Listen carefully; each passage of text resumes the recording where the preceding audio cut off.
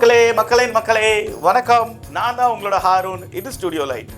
இந்த வாரம் நம்ம என்ன பார்க்க போறோம்னா சித்தர்கள் சீரீஸ். அதுல எபிசோட் 2ல யாரை பத்தி பார்க்க போறோம்னா திருமூலர் அவர்களை பத்தி பார்க்க போறோம். அதுக்கு முன்னாடி நீங்க எல்லாரும் சப்ஸ்கிரைப் பண்ணி பயங்கரமா என்ன சந்தோஷப்படுத்திட்டீங்க.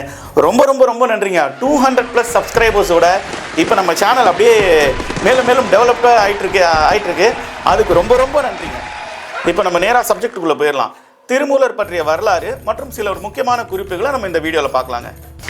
திருமூலர் 18 சித்தர்களில் ஒருவராகவும் 63 நாயன்மார்களில் ஒருவராகவும் கருதப்படுகிறார். இவர் எழுதிய திருமந்திரம் என்னும் நூல் பார்த்தீங்கன்னா சைவ சித்தாந்தத்தின் அடிப்படை நூல்களில் ஒன்றாக பார்க்கப்படுகிறது. இவரோட இயற்பெயர் பார்த்தோம்னா சுந்தரநாதர். இவருக்கு எப்படி திருமூலர் அப்படின்ற பேர் வந்ததையும் நம்ம இந்த வீடியோவில் பார்க்கலாம். நம்ம திருமூலர் அவர்கள் பார்த்தீங்கன்னா கைலாய பரம்பரையை சேர்ந்தவர் அப்படின்னு சொல்றாங்க. அதே மாதிரி பார்த்தீங்கன்னா நம்ம நந்தீஸ்வரர் இருக்கார் இல்லையா, நந்தீஸ்வரர் கிட்ட இருந்து உபதேசம் பெற்றதாகவும் கூறப்படுது.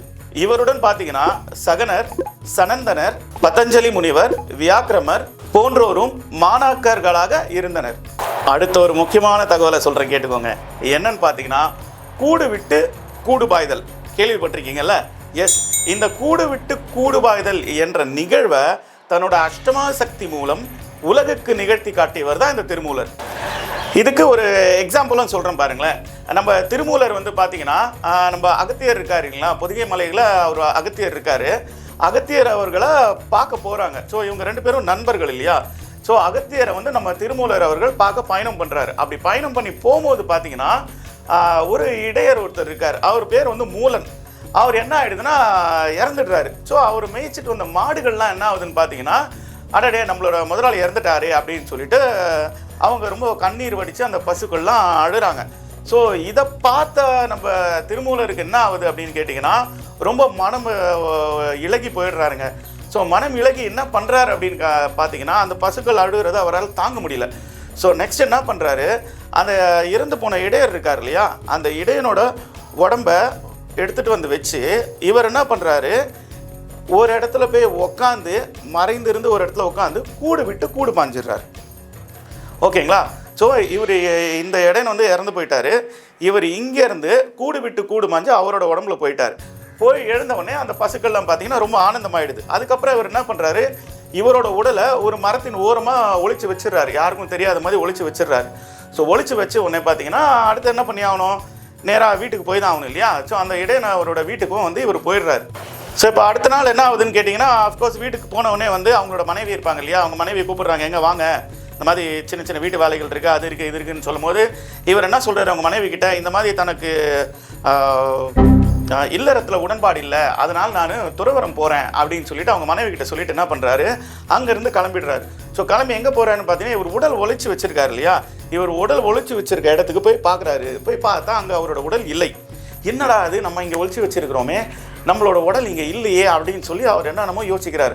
அப்போ தான் பார்த்தீங்கன்னா ஏன் அவரோட உடல் அங்கே இல்லை அப்படின்னு பார்த்தீங்கன்னா நம்ம சிவபெருமான் அவர்கள் இவரோட உடலை அங்கேருந்து மறைச்சிட்டாரு. ஏன் அப்படின்னு கேட்டிங்கன்னா அதுக்கான ஒரு காரணம் இருக்குது. ஸோ இவரோட இயற்பெயர் நான் முன்னாடி ஒன்று சொன்னேன், உங்களுக்கு ஞாபகம் இருக்கா? என்னன்னு சொல்லுங்கள் பார்ப்போம். சுந்தரநாதர். எஸ், சுந்தரநாதர் எப்படி திருமூலர் ஆனாருன்னு கேட்டிங்கன்னா இந்த கதையால் தான் அவர் திருமூலர் ஆகிறாரு. என்னன்னு கேட்டிங்கன்னா அந்த இறந்து போன இடையன் இருக்கார் இல்லையா, அவரோட பெயர் வந்து மூலன். ஸோ மூலனோட உடம்புக்குள்ளே போய் இவர் என்ன பண்ணுறாரு, கூடு விட்டு கூடு பாஞ்சு போயிட்டதால இப்போ என்ன ஆகுதுன்னு கேட்டிங்கன்னா இவரோட உடலும் இல்லை, சிவபெருமானுக்கு அவரோட உடலை மறைச்சிட்டார். ஸோ மறைச்சிட்டதால மூலனோட உடம்புலேயே வந்து இவர் என்ன பண்ணுறாருன்னா அடுத்தடுத்து தன்னோட வேலைகளெல்லாம் ஸ்டார்ட் பண்ணுறாரு. ஸோ அதில் தான் பார்த்தீங்கன்னா இவர் மூலன் எப்படி வந்து திருமூலர் ஆகிறாருன்னு கேட்டிங்கன்னா இப்படி தான், இந்த ஒரு கண்டென்ட் மூலமாக தான் இவர் திருமூலர் அப்படின்னு எல்லாராலையும் அழைக்கப்படுறாரு. சரி, அப்போ சிவபெருமான் எதுக்காக இவரோட உடலை மறைச்சார் அப்படின்னு கேட்டிங்கன்னா சிவாகம பொருளை தமிழில் வெளிப்படுத்த வேண்டும் என்பதே இறைவனின் கட்டளை. அதுக்காக தான் இப்படி ஒரு சின்ன விஷயம் நடந்திருக்குங்க. அதுக்கப்புறம் பார்த்தீங்கன்னா தவம் புரிவதில் இவர் ரொம்ப ஸ்பெஷலிஸ்ட்டுங்க. இப்போ இவரோட தவ சக்தியை பற்றி சொல்லணும்னா நம்ம திருவாடுதுறை இருக்கு இல்லைங்களா, அந்த திருவாடுதுறை கோயிலில் பார்த்தீங்கன்னா மேற்கு பகுதியில் இருக்கிற அரச மரத்தில் நீண்ட காலம் நம்ம திருமூலர் அவர்கள் தவம் பண்ணியிருக்காருன்னு குறிப்புகள் இருக்கு. அதே மாதிரி நூல்கள் பார்த்தீங்கன்னா கிட்டத்தட்ட ஒரு 3000 நூல்கள் இவர் இயற்றியிருக்காருன்னு சொல்றாங்க. ஆண்டுக்கு ஒரு நூல் அப்படின்ற மாதிரி எழுதியிருக்காங்க. அதாவது ஆண்டுக்கு ஒரு நூல்னா மொத்தம் 3000 நூல்கள் எழுதியிருக்காங்க. அந்த பாடல்களோட தொகுப்பெல்லாம் தான் கேட்டிங்கன்னா திருமந்திரம் அப்படின்னு நம்ம சொல்கிறோம்.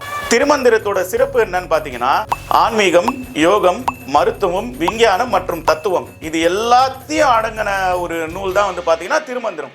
இந்த நூலை பார்த்தீங்கன்னா ஒரு கலை களஞ்சியம் அப்படின்னு சொல்லுவாங்க, அதே மாதிரி ஒரு தத்துவ களஞ்சியம் அப்படின்னு இந்த நூலை குறிப்பிடுறாங்க. இப்போ நான் ஒரு தத்துவம் சொல்கிறேன் பாருங்களேன், உங்களுக்கு ரொம்ப ஆச்சரியமாக இருக்கும். அட இது நம்ம திருமூலர் ஐயா அவர்களா சொன்னார் அப்படின்ற மாதிரி. என்ன அப்படின்னு பார்த்தீங்கன்னா ஒன்றே குலம் ஒருவனே தெய்வம் அப்படின்னு சொன்னவர் நம்ம திருமூலர் தான். நம்ம நிறைய பாடல்கள் எல்லாம் கேட்டிருக்கோம், நிறைய முக்கியமான படத்தோட பஞ்ச் டைலாக்ஸ்லாம் இதை நம்ம கேட்டிருக்கோம். ஒன்றே குலம் ஒருவனே தெய்வன் அப்படின்றதெல்லாம் இது நம்ம திருமூலர் ஐயா அவர்கள் சொன்னது தான். இதே போல் நடமாட்டத்தில் இருக்க இன்னொன்று சொல்கிறேன் பாருங்களேன், யான் பெற்ற இன்பம் பெருக இவ்வையகம். நான் ஒரு ஹாப்பினஸ்ஸாக இருக்கேன் இல்லையா, எனக்கு ஒரு சந்தோஷம் கிடைத்தது இல்லையா, அது எல்லாருக்குமே கொடுக்கணும் அப்படின்ற மாதிரி ஒரு தத்துவம். யாம் பெற்ற இன்பம் பெருக இவ்வையகம் இதை சொன்னதும் நம்ம திருமூலர் ஐயா அவர்கள் தான். இதே மாதிரி ஆயிரக்கணக்கில் தத்துவங்கள் அவர் சொல்லியிருக்காரு. முடிஞ்சால் நீங்கள் அந்த திருமந்திரம்ன்ற நூலை வாங்கி சும்மா ஒரு கிளான்ஸ் அப்படியே டைம் இருக்கிறப்போ பொறுக்கி பாருங்கள். உடம்பினை முன்னம் இழுக்கென இருந்தேன், உடம்பினுக்குள்ளேயே உள்பொருள் கண்டேன். அதே போல் நம்ம ஃபிசிக்கலாக ஃபிட்னஸாக வச்சுக்கிறது நம்மளோட ஆன்மீக பயணத்தின் ஒரு உச்ச நிலை அடைகிறோம் இல்லையா, அதுக்கும் வந்து எவ்வளோ இம்பார்ட்டன்ட் இந்த ஃபிசிக்கல் ஃபிட்னஸ் அப்படின்றதையும் அவர் உணர்த்தியிருக்காருங்க. Okay, last but not least என்னன்னு பார்த்தீங்கன்னா அடுத்து திருமூலர் அவர்களின் ஜீவசமாதி எங்கே இருக்குன்னு பார்ப்போம். நம்ம முன்னாடியே சொன்னோம் இல்லையா, திருமூலர் அவர்கள் வந்து பார்த்தீங்கன்னா திருவாடுதுறை அப்படின்ற கோயிலில் வந்து தவம் பண்ணியிருக்காரு அப்படின்னு சொன்னோம் இல்லையா. ஸோ அதே கோயிலில் தான் வந்து பார்த்தீங்கன்னா இவர் வந்து முக்தி அடைந்தார் அப்படின்னு சொல்கிறாங்க. அதே போல் இன்னும் சில கோயில்களும் சொல்கிறாங்க. அது என்னன்னு பார்த்தீங்கன்னா சிதம்பரத்தில் உள்ள நடராஜர் கோயில், அங்கேயும் வந்து திருமூலர் ஐயா அவர்களுக்கு வந்து ஒரு ஜீவசமாதி இருக்கிறதா குறிப்பிடுறாங்க. ஸோ இந்த 2 இடம் இருக்குது. இந்த 2 இடத்துலையும் நீங்கள் போய் பார்த்து அவரோட அருளை பெற்றுக்குமாறு மிக தாழ்மையோடு கேட்டுக்கிறேன்.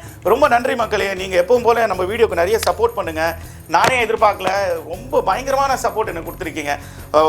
ஒரு சப்ஸ்கிரைபரில் ஆரம்பித்தது இன்றைக்கி 200+ சப்ஸ்கிரைபர்ஸோடு நம்ம சேனல் போயிட்டுருக்குன்னா முழுக்க காரணம் நீங்கள் மட்டும்தான். நான் உங்களுக்கு என்றைக்குமே வந்து ஒரு சூப்பர் ஒரு இன்ஃபர்மேஷன் கிவராக இருப்பேன்.